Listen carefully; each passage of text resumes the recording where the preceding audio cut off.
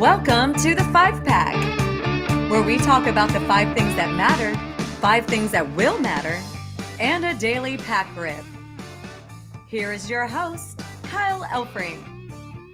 Welcome back into our daily 1-hour get-together where we talk about the things that matter, the things that will matter, and yes, indeed, we open up a pack of trading cards. Yesterday on the show, I hope you survived that little exercise.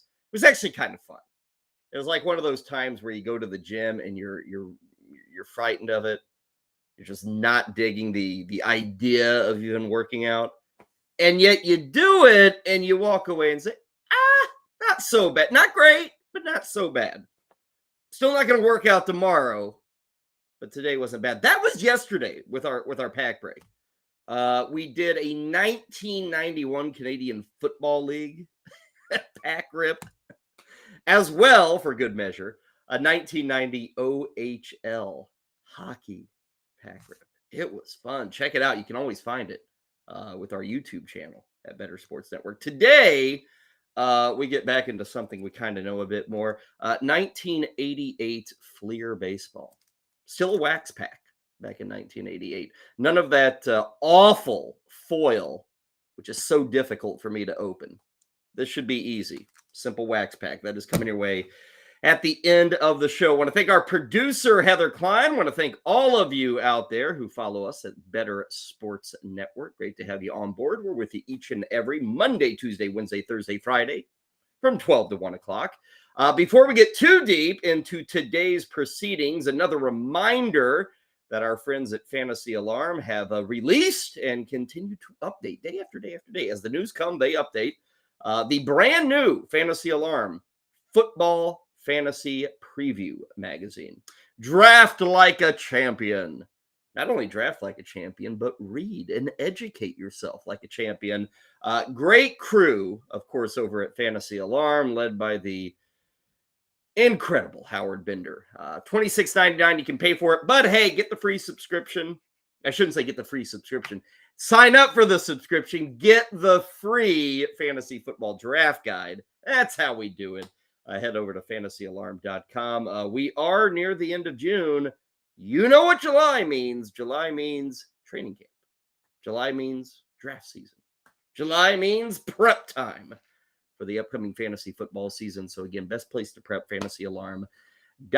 Okay, let's get into our business today. We begin with the 5 things that do matter. And I'm going to tell you right off the start, even though the first 3 minutes have been close to perfection, this is not going to be a perfect show. It's not. I'm going to screw up. I promise you, I'll screw up. Even a guy who does this every day and talks to you every day, they still screw up. I will. Somewhere I'll screw up. But last night in Oakland, somebody didn't screw up. Somebody was perfect. And you might recall yesterday, you might have it polluted by the idea of, oh yeah, that's the episode where you open CFL and OHL trading card. Yeah, that same episode. But earlier in that episode yesterday of the 5-Pack, what did I tell you in the 5 things that will matter? I believe that it was point number 3 on Wednesday. I said, hey, watch that Yankees-A's game on Wednesday night because, hey, Domingo Armand needs a good start on Wednesday night. He's been dreadful. He's been pitiful. The Yankees need to make up ground. They need to have pitching. They're getting set to welcome Carlos Rodon back. Nestor Cortez will be back at some point. They may go out and make a trade. Domingo Armand had been so bad in the previous 2 starts. What was it? 15 earned runs in his last 5 1/3 innings. That last night against the A's, he needed a big positive. Well, he got about the greatest positive effort you can ever pull off in Major League Baseball. Let's take you to the bottom of the 9th inning in Oakland. The Yankees are up 11-0, and Domingo Armand is 1 out away from absolute perfection. Way. Grounded to third. Donaldson has it. There it is. Perfection for Domingo Armand.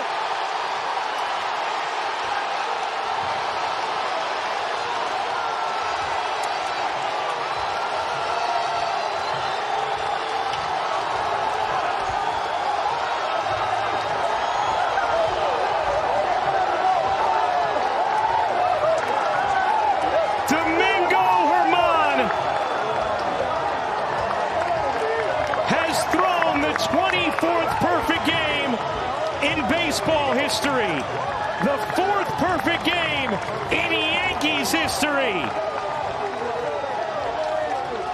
And you will always remember where you were June 28th of 2023. He did it. Wow. Oh my gosh, that was so incredible to watch. Good for him. An incredible outing. The defense, outstanding. How about Higgy? What a game. Oh my gosh. Great call, man. Great call.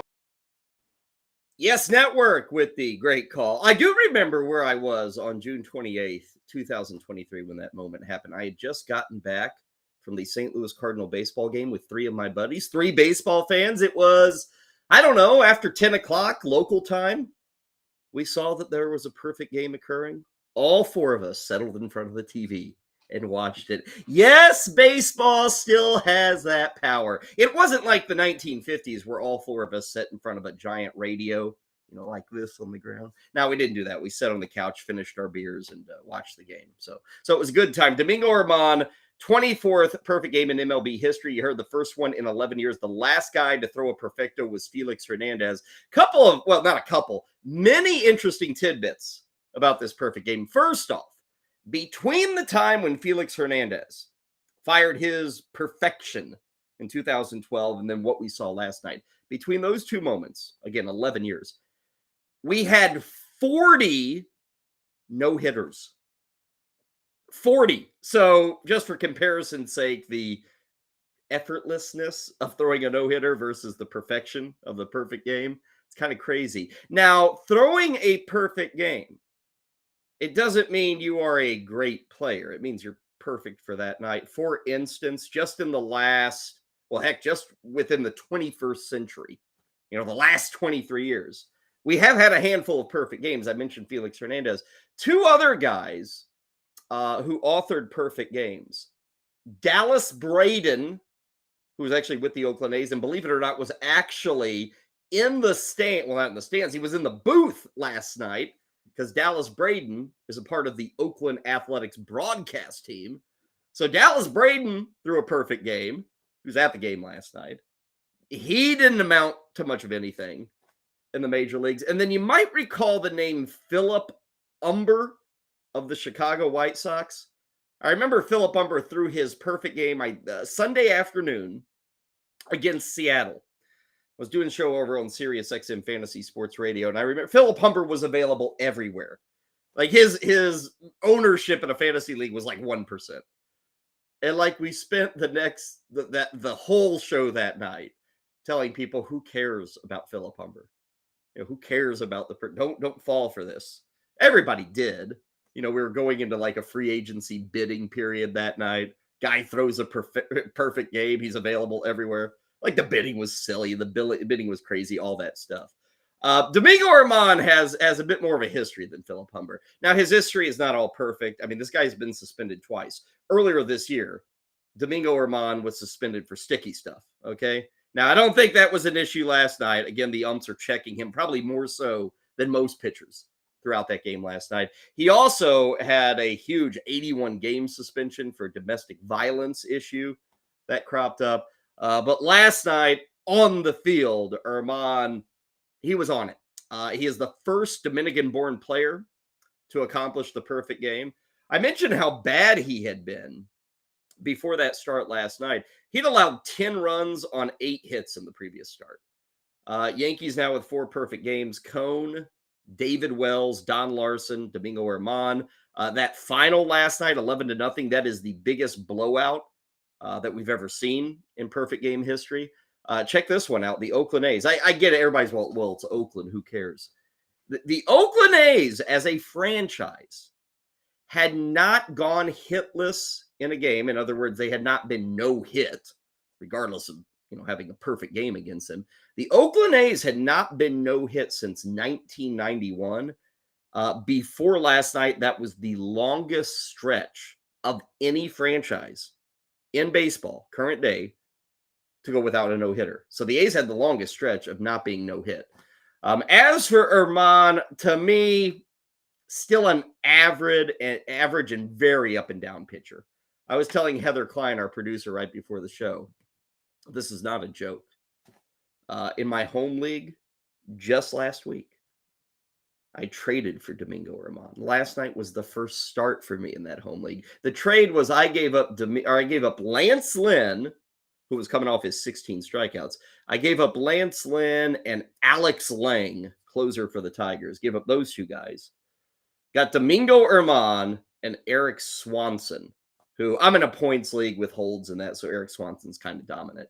So I got those two guys. It was 2 pitchers for 2 pitchers. Right now, I'm winning the trade. Your move, Lance Lynn. Next start for Erman will be against Baltimore. That is coming up next week in Yankee Stadium. As for today, not much time to celebrate for the Yankees. They probably had some fun last night. They're right back on the diamond today, coming up at 3:37 Eastern. Yankees and A's again. Clark Schmidt going up against Hogan Harris, the lefty for the A's. But congratulations to Domingo Erman. Again, it's only happened 24 times. You don't see it very often at all. Mention Erman taking on the Baltimore Orioles. Let us move to item number 2, where we go to Camden Yards. I talked about it earlier in the week. I had my eye on this Cincinnati-Baltimore series. It was an exciting one, fun one to watch. Now, the first 2 games were okay. I guess Monday night, the Orioles really had no problem with the Reds, 10-3. That was the debut of Jordan Westburg, kind of an exciting night. Tuesday night in Baltimore was a heck of a game. The Reds actually won it 3-1. Andrew Abbott allowed just 1 run in 6 innings. He improved to 4-0 in his young career. They had a long rain delay. Last night, though, was maybe the most enjoyable of the 3 games between these 2 upstarts. The Reds eventually winning it in extra innings. Let's take a look at some of the highlights from Baltimore last night. And Henderson cracks it. Left center field up the alley, and this one's going to roll for a long, long way. 2 runs in. Hayes will make it 3. Henderson will make it into 3rd. It's a bases clearing triple. They're going crazy up here on the roof deck and in the bird bath. And the Orioles have taken the lead, making just 1 out in the first. And an RBI right there gets Adam Frazier to the plate. Frazier down the line and right, and this game is tied. Adam Frazier goes flag court flying, down but never out. Here. Swings away, drives it to right center. Santander back, it's over his head.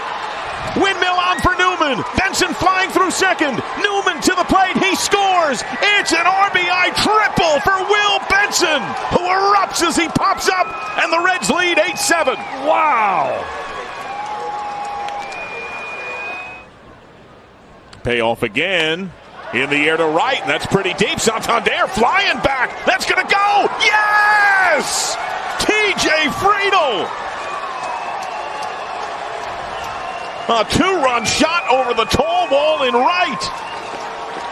It is a 3-run fury to begin the 10th, and it's 10-7. Reds by a field goal. Reds would tack on another, and they win it 11-7 last night. Bally Sports on the Cincinnati side, Masson on the Orioles side with the calls there. It was fun. And I must say, what it is about rookies, this is something that's eternal from sport to sport to sport. Every fan gets intrigued by youth and by rookies and the excitement they bring. Like you got the Reds, the Ellie De La Cruz story, but even just seeing a Reds team that is relatively young, like I mentioned Andrew Abbott, I mentioned Matt McClain earlier in the week. They're fun to watch. The Orioles with Rauschman, with Gunnar Henderson, who had that triple there in the first inning. Fun to watch. Both those teams, fun to watch. You cannot watch them today. Both teams are off as they finish that series. Reds do take that series, by the way, 2-1 on the road in Baltimore. So certainly kind of making a statement. As for the weekend, let's see. Cincinnati is going to be hosting San Diego on Friday. Meanwhile, Baltimore will be hosting Minnesota this weekend. So still a couple of tough matchups there, and do enjoy if you get a chance this weekend. Okay, let's go to item number 3 of what will matters. We had a very rare get-together yesterday in New York, actually out in Queens and Flushing, where Mets owner Steve Cohen called like a midday press conference, which is weird on a variety of levels. It's extremely rare for a team owner to call a press conference in season, like in the middle of the day, unless like all hell is breaking loose and he's going to can everybody. So, yeah, Steve Cohen's different. He's new. He's got money. At least he is very public facing with his ownership, unlike so many other owners in baseball. Steve Cohen has kind of embraced the idea of, hey, I'm your owner. We're going to try to win, and I want to enjoy this with the fans. He's embraced that. Now, this year, it ain't working. It ain't working at all. So yesterday, he said, let's answer some questions. Let's talk this over. So let's bring you some quote-unquote highlights. They're not highlights, but let's bring you some moments from the Steve Cohen visit yesterday with the assembled media. First off, Mr. Cohen, what do you make of the Mets getting buried right now? I mean, totally buried in the National League East. They're even getting buried in the wild card race. This was a team that some thought was the best in the National League. They are way out of it. What do you make of this, Mr. Cohen? Your thoughts on where the team is currently?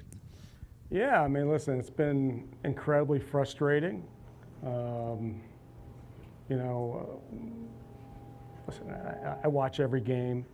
I see what's going on. I mean, if you ask me, would I've expected us to be in this position at the beginning of the season, the answer is no. But here we are, and, hopefully we can right the ship. And listen, we have quality players.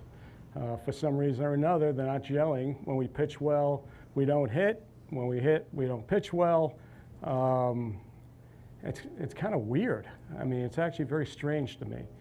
And I don't know if the players are anxious. I don't know if they're pressing. I mean, I assume that that's a little bit of that. We see a lot of mental errors, that what I call enforced errors. Obviously we can clean that up.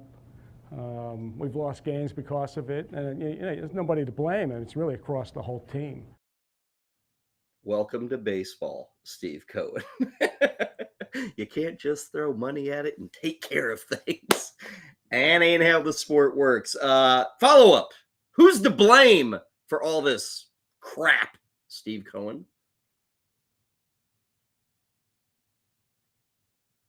Is responsible for your team's struggles this season?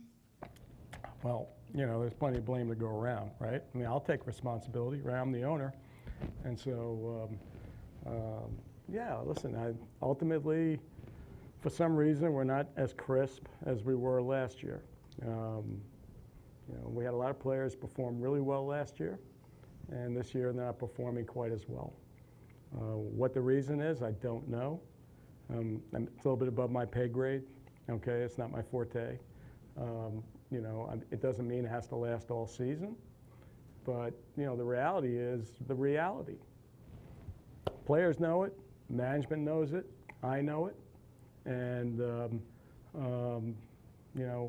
hope is not a strategy, right? So this is what we're faced.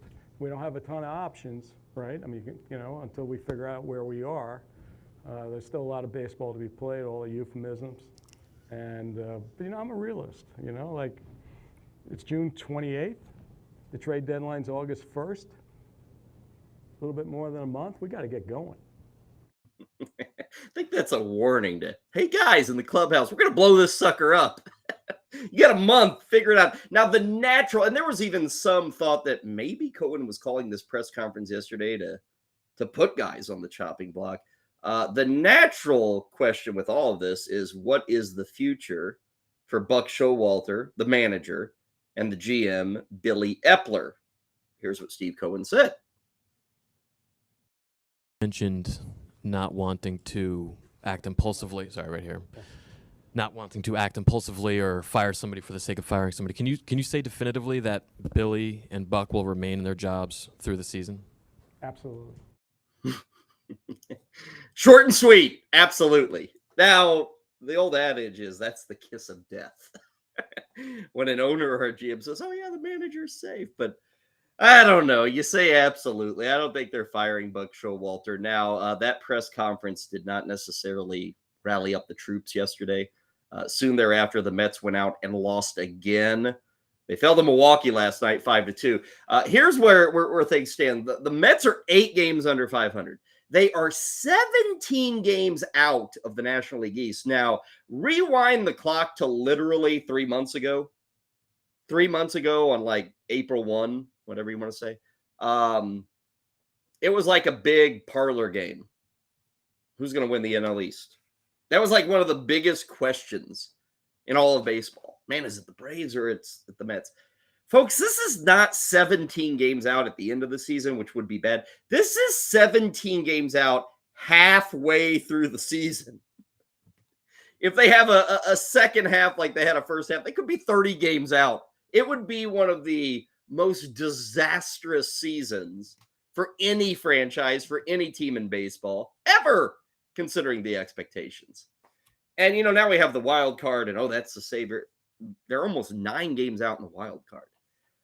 Mets and Brew Crew again tonight, 7-10. Max Scherzer is on the hill. Don't look now, but Scherzer's 7-2 on the season. He's up against Adrian Hauser. Let's move away from baseball. Go to item number 4 of what does matter. Last night in Nashville, the expected happened. I mean, it's kind of been expected for like 2 years. Whoever gets the number 1 pick in the 2023 NHL draft, they're going one way and one way only. We knew it was going to be Connor Bedard, right? We knew that. About a month ago, we found out the Blackhawks got the number 1 pick. And so, hey, easy watch party, an exciting watch party. Let's put it together. Let's see the reaction in the Windy City to the announcement last night. The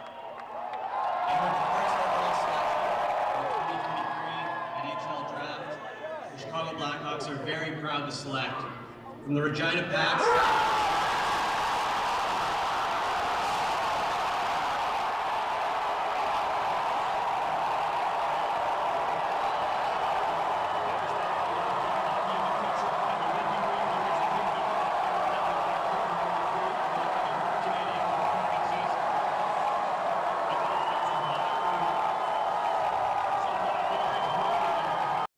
Man, you'd think they'd just filled in a pothole on the Eisenhower Expressway. Good stuff there in Chicago. They're excited. Now, how excited? Now, I could sit here and, if you're not a hockey fan, you might be saying, okay, Connor Bedard, is he better than McDavid? Is he better than Ovechkin? Is he better than I said this yesterday, but most everybody kind of makes the natural assumption, Bedard, if he can be a Sidney Crosby. That's kind of, style of play, what he can be. Now, I could sit here and I could rattle off all these stats. I'll tell you this. He has 271 points total in 134 OHL games. So that's pretty good. Now, I could sit here and like blow you away with more stats, but that's no fun. What's fun is to watch a hype video. So let's see what the Blackhawks put together for Connor Bedard.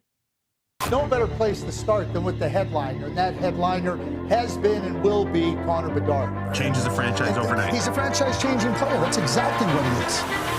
Connor Bedard! Connor Bedard! Oh my! Connor Bedard puts on a show. Does it get any better than that? You wanted highlights? You got a highlight. Connor Bedard, what a rocket! The phenom, Connor Bedard. Two-step by the defenseman to the net, the deke, and he scores. His brilliance has been on display for multiple years. It'll be no different as he moves into the National Hockey League. He's one of the best in the world now at 17. I'm just hoping beyond hope that they could get this player. Snapshot scores. What a release. He's done it. 100 points as a 16-year-old. Oh my. Breakaway in on goal. He's done it again. Connor Bedard has arrived.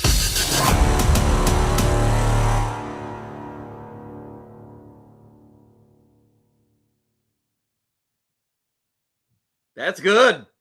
It's real good. That may be overhype, right? I don't know. I kind of feel like buying Blackhawk season tickets. No, I can't do that. But Connor Bedard has arrived. Now, I'll tell you one thing about that NHL draft last night. They did one round, every team made a pick. There were, and this, I was reading some things this morning. Somebody had talked to a GM who'd been a part of NHL drafts since like the late 60s. So we're talking over 50 years of NHL drafts. And he made the statement that last night, the NHL draft in Nashville was the most quote unquote boring draft. There were no trades, not just player for draft pick. There weren't teams moving up or moving down. No trades. Now, I think since the draft concluded, we had some minor trades and stuff, and maybe we'll see some big names tonight. Night 2 of the draft, round 2, commences this evening in Nashville, but kind of crazy. The NHL isn't all that different from the NBA. And last week, the NBA was kind of a quiet draft. Last night, the NHL, super quiet. You can't get more quiet than no trades on draft night. Free agency kicking off this weekend. More draft picks to be made tonight. Busy offseason has begun in the NHL. Our fifth and final item that matters on this Thursday. What are we going with? How about a little football? We got some news yesterday that the New England Patriots had given DeVante Parker a 3-year contract extension. Now, we have spent many a minute talking about contracts in the NFL, who gets paid, who doesn't get paid. DeVante Parker gets 3 years. Usually when you get multi-year contracts, you're good. DeVante Parker, I don't know if he's good. Even last year with the Patriots, DeVante Parker, what do you have here? 31 catches, 3 touchdowns in 13 games. Now, the offense was bad in New England. But you're thinking to yourself, DeVante Parker, 3 years, he has a chance to make as much as $33 million. My bet is he's not going to see close to that. But he did get $14 million in guarantees. So what is at work here? Why is DeVante Parker getting a 3-year extension? Well, he might be getting a 3-year extension because this opens up a bit of cap space for this year. The expectation is that with this contract, with this extension, kind of moving money around, Patriots got a little more money for this year. And maybe, that is money that is soon to go into the bank account of DeAndre Hopkins, who, yes, Nuke is still out on the free agency market. And what was it, about 10 days ago, he visited with the Patriots. Everything went great. Bill Belichick's a big fan. It's a money thing. That's probably what it is right now. It's a money thing. Patriots open up some space by making this deal with Parker. So, yeah, the move occurs and kind of scratch your head. But we'll see if the other shoe falls here. We'll see if DeAndre Hopkins is coming to New England. Word on the street, because that's where I get my word from, is that DeAndre Hopkins is wanting to top the 1 year, $15 million for Odell Beckham. Now, that 1 year, $15 million for Odell Beckham is just stupid. I don't know why you spend that on DeAndre Hopkins. He has every right to expect that. If Odell Beckham's worth $15 million for 1 year, DeAndre Hopkins worth $25 million for a year. But he isn't going to get that. Not going to get that. It's just the timing of everything, how age is working against them, the market, salary cap, all that stuff. Will he top Beckham? He should. Will the Patriots give him that? I don't know. We'll have to see. But certainly that move yesterday, perhaps opening a door for DeAndre Hopkins. Okay, that does it for the 5 things that matter. Coming up next, the 5 things that will matter, with a variety of things to point out, including a lot of wagering and a lot of gambling. It's in the news wherever you go, even right here on the 5-pack. First things first, though, let's hear from Britt from A Better Morning earlier today. See, the one thing about the Saints is, sure, their defense is still pretty much intact from last season, and they were actually a lot better than their win total showed. They were 5th in yards allowed and 9th in points allowed. So on paper, they should be better with Derek Carr. But the 2 huge elephants in the room are the looming suspension of Alvin Kamara and the uncertainty of Michael Thomas's health. Atlanta actually did a lot to improve their team in the offseason, but they had so many holes that's not really saying a lot. However, with their run game, they'll be able to control the time of possession and compensate for whatever deficiencies they have in their defense. I don't really trust the Panthers with Bryce Young. I'm sorry, Corey. They don't really have any weapons. And if Bryce Young gets hit over and over again, which he will, I don't know about his durability. I definitely don't trust the Bucks with Baker and Kyle Trask. So give me the Falcons in a little bit of a shocking upset.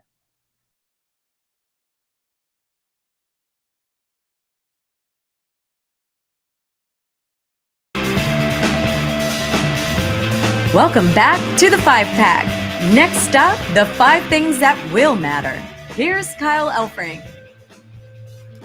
Welcome back in on this Thursday. Yes, indeed, the 5 things that will matter coming up in just a bit. Also, in about 15 minutes or so, we'll be opening up some 1988 Fleer baseball cards. You saw the highlight there with Britt Flynn talking to the crew of A Better Morning.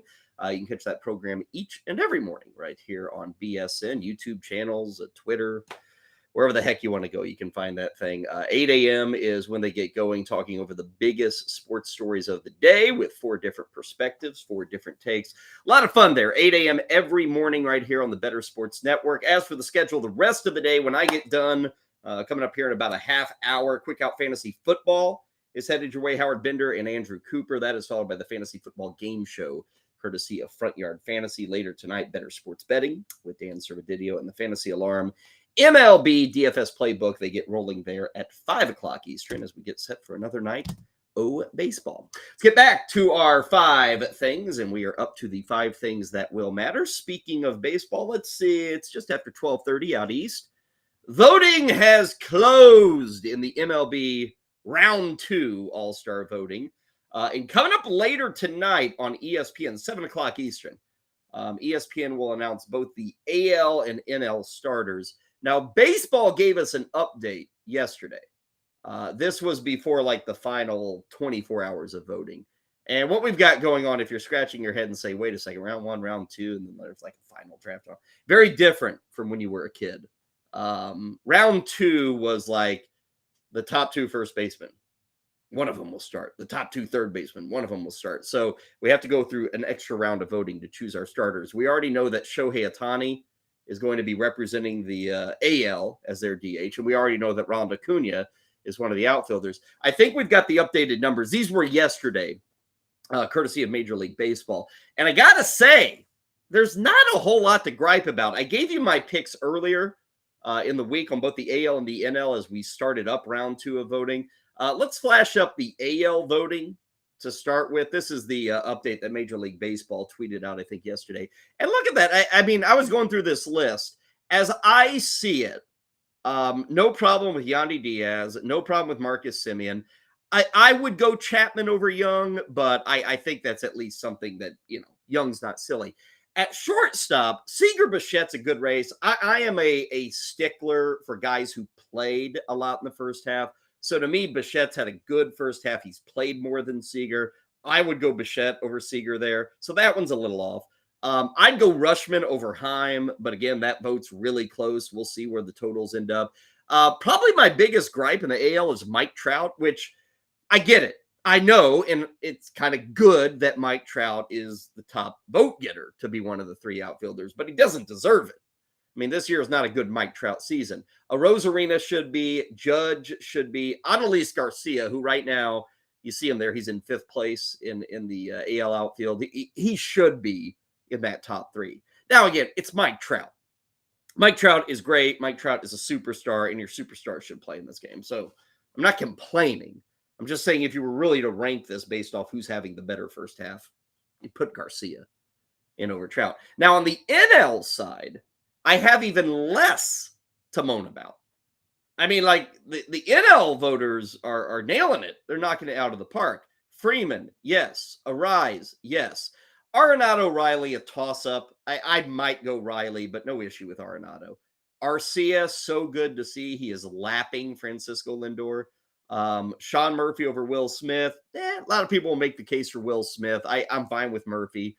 JD Martinez should be in over Bryce Harper, who hasn't played much. And then in the outfield, there's only the top 2 that make it because Acuna is one of the starting outfielders, and they're nailing it. Betts and Carroll should be head and shoulders ahead of Michael Harris and Lourdes Gurriel. So if you are a long-time follower of like MLB All-Star voting, and as a kid, I really loved this stuff. Like, I love playing like make-believe All-Star games and all that, and I followed the voting. Like, back in the day, the voting sucked. And you can say one thing for the internet: it has educated the baseball fan, because that NL is the way it should be. It's not crazy. We used to get like just dumb results for All-Star starters, just dumb stuff. And luckily, sometimes when you start to tinker with voting, it screws up the voting. In the case of baseball, it's really improved the voting. And they've made it a little easier on the fans. They've put it online. They've also thrown in the vote of the players, which is kind of cool, the vote of managers. So the way they are doing it is a bit more confusing, and there's a lot more steps than there used to be. But overall, it is finding a way to get the truly deserving players in to the starting lineup and into the All-Star game. Now, before you raise hell, if your guy, I can't believe it didn't make it. A, you got reserves, so calm down. B, I saw this number last season with guys being injured and guys choosing not to play or, for whatever reason, not available.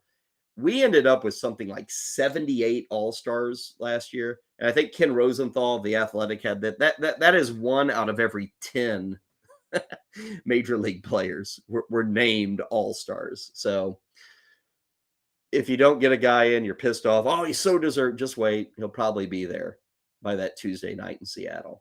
Let's move to item number 2 of what will matter on this Thursday. Our next 2 items deal with money, deal with gambling, deal with trouble. We'll start in the NFL. Looks like we're going to have some more gambling suspensions. You might remember Calvin Ridley missed a year for gambling. You might remember a couple of months back, the Detroit Lions, a few Lions are going to miss a lot of games. Word coming down yesterday, courtesy of ESPN's Adam Schefter, that the NFL is getting set for even more suspensions. And this all deals with illegal wagering by players. Sounds like the suspensions could be long, too. We are hearing like a year sit down, kind of like the Calvin Ridley. Remember those Detroit guys?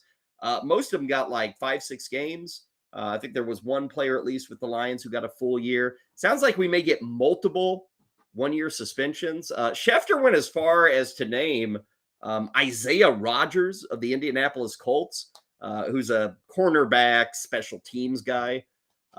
He was named in there as getting suspended. No other names were dropped, but Isaiah Rodgers was, for whatever reason.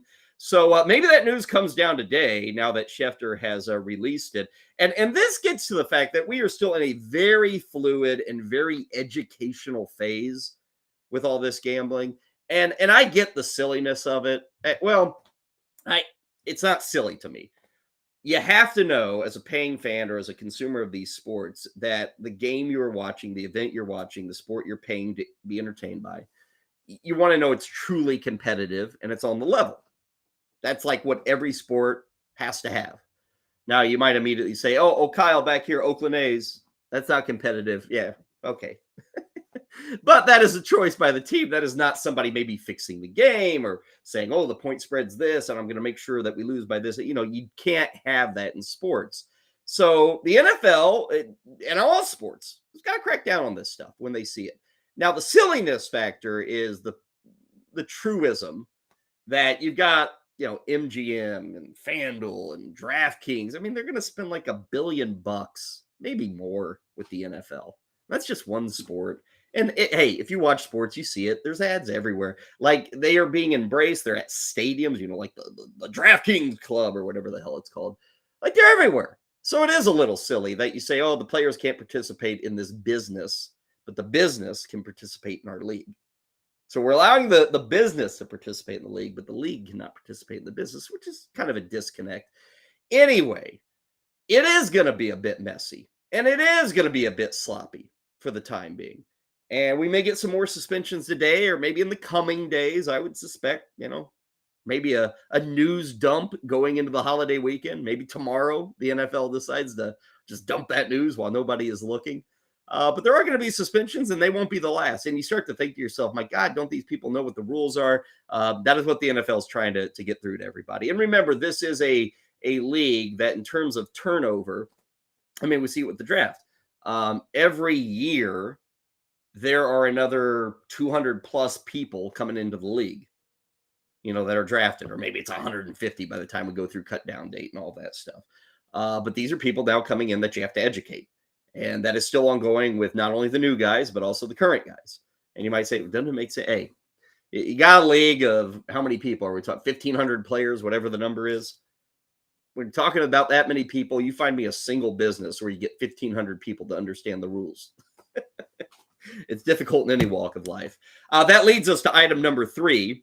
Talk about those new guys coming into the NFL ranks. Those new guys are usually playing in the NCAA collegiate ranks. Well, we get news that the NCAA has announced some new punishments, and it's actually a leveling off of punishments for players or anybody involved in the college game that runs into gambling. I mean, recently we've had issues in Iowa, Iowa State, Alabama with the baseball coach. I mean, these are pretty big scandals. The penalties are fairly harsh at the NCAA level because way back when, I mean, you go back to the 60s, 70s, 80s, there were scandals with gambling, point shaving scandals. So the NCAA has for decades wanted nothing to do with gambling, but now, hey, it's everywhere. Supreme Court says it can be everywhere. States are making it. You got 17, 18, 19-year-olds who see dollars, all that stuff. Now, the NCAA, their original rules were pretty rough. I think we've got a posting of their updated rules, which are a little easier. Now, to summarize all this, because I realize it's a lot to read. Yesterday, they pulled back just a bit. There's a little more nuance, I guess. If you provide info on your own games, you could get booted forever.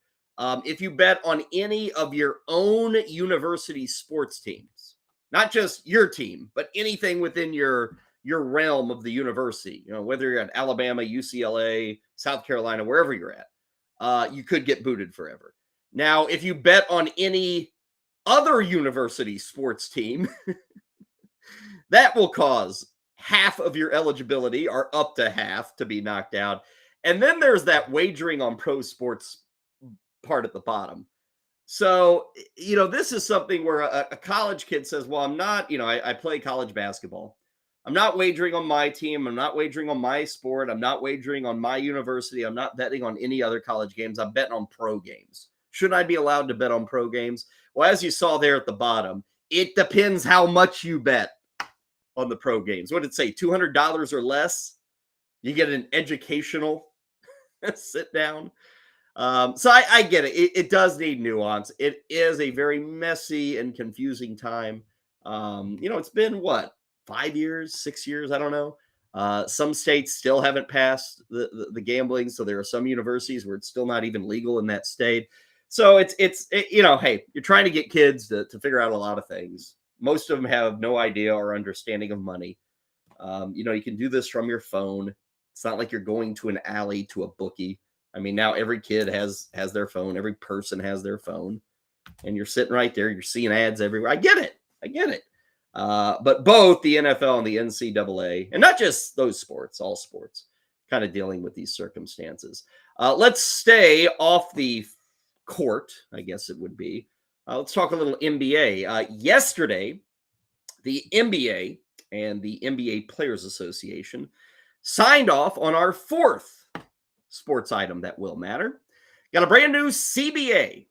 It will go in effect on July 1st, which is Saturday.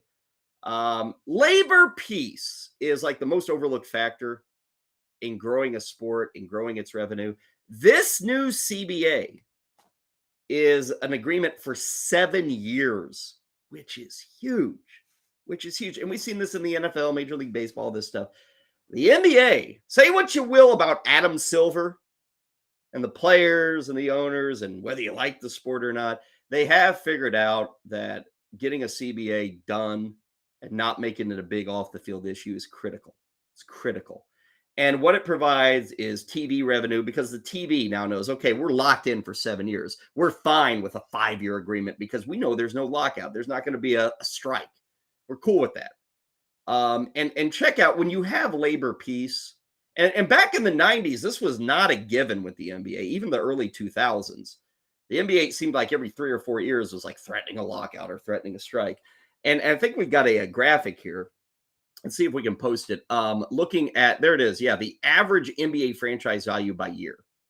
And I think, through 2022. So these aren't even the latest numbers, but look at that. In 2014, the average NBA franchise was worth $600 million.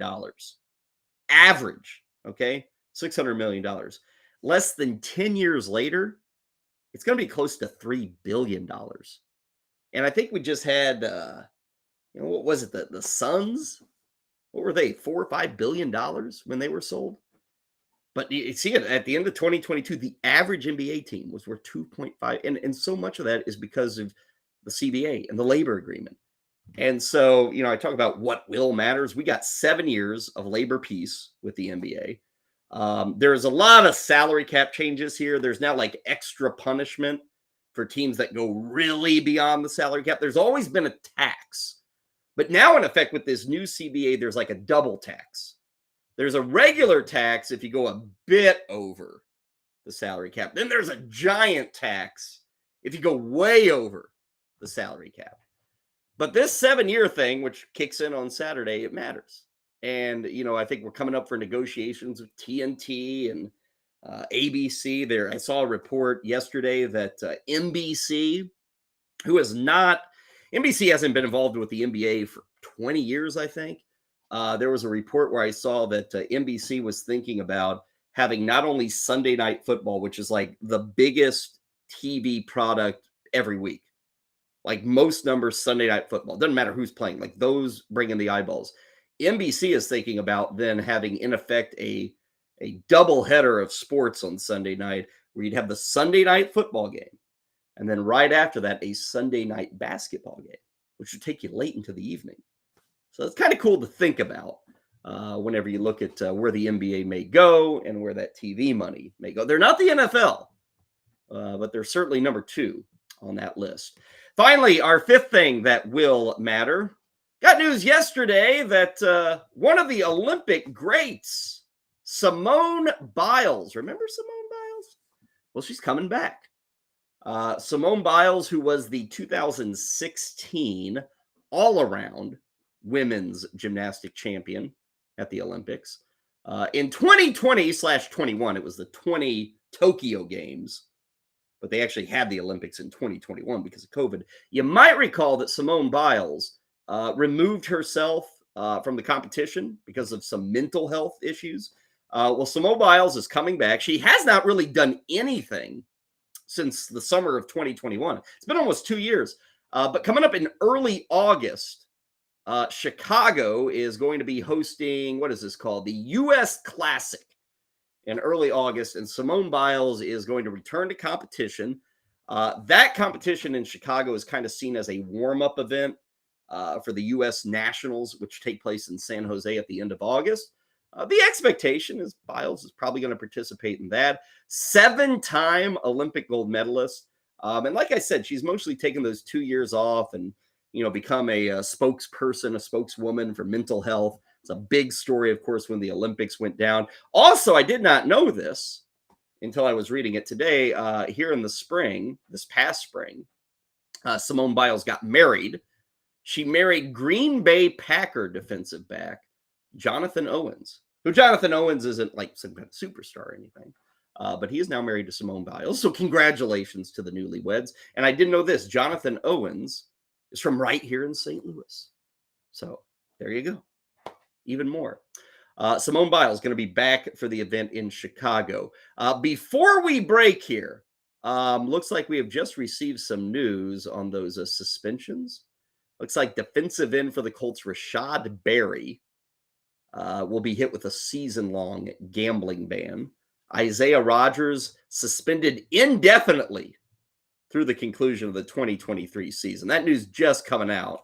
Let's see. Nicholas Petit-Frere suspended for 6 games with Tennessee, and maybe we'll get some more names. No big names. That's good to see. It's not Patrick Mahomes, but that news just coming out here, courtesy of NFL.com and our producer, Heather Klein.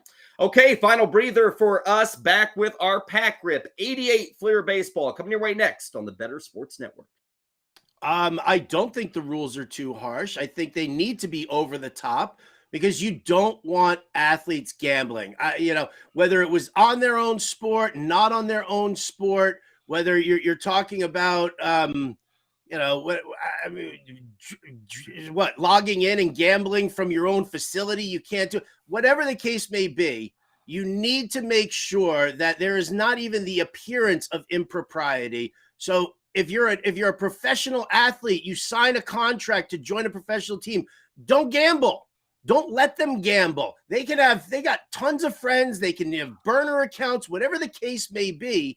They don't need their names on it. And so either the players are too stupid to realize that, or the NFL just needs to keep toughing it up. And I think that's perfectly fine. And I'm taking a 5 extra seconds right now because I think that no professional athlete who signs a contract and is getting paid by a team should be allowed to bet because of the appearance of impropriety.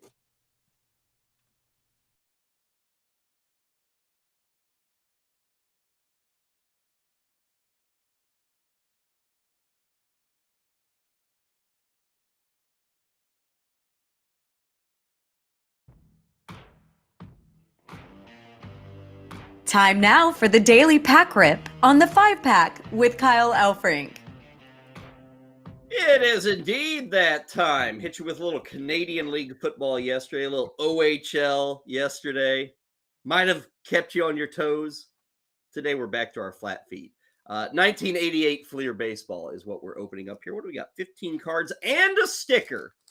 With Dunris, we can always count on the Diamond King. And with Fleer, we can always count on the sticker. Not a bad one. Just in time for Domingo Herman's perfect game. And check out the back. Old Yankee Stadium. I mean, my gosh, when you put it in black and white, it looks old. Looks old. Check out that center field wall. What does that say? 410? Used to be like 440. But there it goes. First game, 1923, capacity 58,000. And you'll notice there, where am I looking at right here? Is it right? Yeah, there. There's a little ballpark, a little league park right outside of Yankee Stadium. I wonder if that was, Shirley was crushed so they could bring in the new stadium. Anyway, I like the sticker. It's a good one. It's the Yankees, but kind of a cool. Remember you used to get, this may be, I don't know if kids still do this. You used to get these baseball collectible holders. Like you had this base, and then at the top was kind of like a plastic glass enclosure, and you could pop the top off, put the baseball in. Taking me back to the day there. You'd put like autographs in there. Like if you ever threw a no-hitter in Little League, you'd get this little ball holder. Like that. I like that. Okay, let's check out our 1988 Fleer. We've had this pack before, and it's a very attractive set. I kind of like it. Even a guy like Jim Wynn. Well, maybe not Jim Wynn, but I like this set. I like the look. I like the white, the red, white, and blue. It's perfect for Independence Day as we get set for that. Here's one of our favorites, Pedro Guerrero. Always remember Pedro Guerrero from the 1985 NLCS. Now, Guerrero was a really good hitter, but I remember that 85 NLCS, Cardinals against the Dodgers, and in Game 6, Jack Clark took Tom Niedenfuer over the wall in left field. And when you watch that highlight, if you ever get to see it, pretty big playoff home run, you'll see Pedro Guerrero in left field taking his mitt and just throwing it down in frustration, pissed off at his teammate Tom Niedenfuer. Cecil Cooper. Cecil Cooper, always remember Cecil Cooper for wearing those accountant glasses. I don't know about you, but do you still like I can understand why you would need glasses and hell, you're trying to hit a baseball. But I watch ball players, any ball player who wears like the sunglasses, and it just does not compute to me. And I played baseball all the way through high school, but playing with glasses, I don't know how they do it. Like in the field, I get it, but as a batter, don't get it at all. Andres Thomas of the Atlanta Braves. He was a shortstop in the late 80s. By the time the Braves got good in the 90s, Andres Thomas was mostly gone. Mike Boddicker, who didn't do anything extraordinary in the major leagues, but he was a pretty good pitcher. He won 20 games in 1984. Mike Boddicker, 20 wins with a 2.79 ERA. The year before that, he won 16. Then he didn't fall off a cliff, but he kind of just became a pitcher. A couple of good years, though. Oh, man. I've got an uncle who will be excited. I think I'm going to see my uncle this weekend. I'm going to have to bring him this card. His all-time favorite. And, folks, I want to tell you, it is such a favorite that he has an entire extra bedroom devoted to this player. Like, literally, with artifacts, newspaper clippings, photos, everything you could ever want about a player. My uncle has one. It's a little frightening, in fact. Very frightening, in fact. Now, I have not been into the room in a number of years, but if I ever get back in, I'll have to take some pictures. I'll have to show them to you here on the show. But here's his guy, Jose Cruz. Jose Cruz is the man. My uncle probably has 50 versions of just this single card. And you might say, Jose Cruz, what? Jose Cruz was a very good player. He's an Astros Hall of Famer. He's a team Hall of Famer, but he started with the Cardinals in the 70s. So my uncle loved Jose Cruz. My uncle then moved to Texas in the 80s. Jose Cruz was very good with Houston in the 70s and 80s.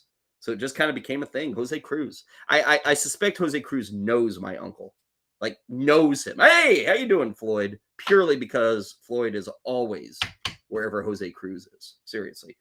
Harold Reynolds, you know him from MLB Network. He's like the only guy who broke up Ricky Henderson's run of stolen bases. You know, Ricky Henderson every year led the league in stolen bases. I think Harold Reynolds was like the only guy. Reynolds actually stole 60 bases in 87, coming into this 88 set. Lee Tunnell. We love to see our pitchers, when they throw the baseball, have the same tunnel. Lee Tunnell did not have the same tunnel, which is why he did not last long in baseball. Disappeared quite quick. Man, Walt Terrell's having fun. Look at Walt Terrell. Look at you crazy guys with your cameras. You bet your bottom dollar I'll take a photo. Hey, can I sign some? Walt Terrell, happy guy. Mark Ryle. Don't know anything about Mark Ryle, except it appears that he played for the Angels. Pete O'Brien, who was kind of a good I shouldn't say good, decent first baseman. He was kind of just keeping the spot warm for Rafael Palmeiro. Great name. Loved saying this name in the 80s. Candy Maldonado. Is there a better name? Candy Maldonado. Pretty good hitter, too. Not great. Pretty good, though. You know, third outfielder guy. Bat him 5th or 6th. Eric Plunk. I got to say, dude, Eric Plunk, how much did you drink last night? Eric Plunk looks rough. Woo!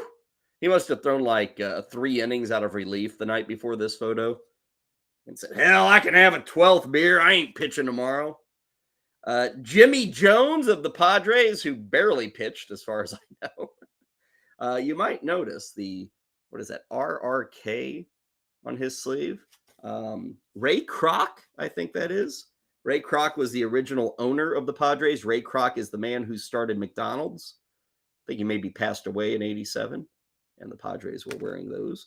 And then we go from the Candy Man to Oil Can. You know you have made it as a nickname when it's on your official baseball card. It's not Dennis Boyd. Like, would anybody remember Dennis Boyd? Maybe, if you're in Boston. Everybody remembers Dennis Oil Can Boyd. Say this all the time, man. They used to know how to do nicknames. They don't now. They don't know how to do nicknames. Nicknames, maybe I should just go into the nickname business. It'd be a good business. You got an Oil Can. Classic. Okay, that will do it for us. 88 Fleer is in the rearview mirror. I think tomorrow we got some football. We're back with you 12 Eastern on Friday.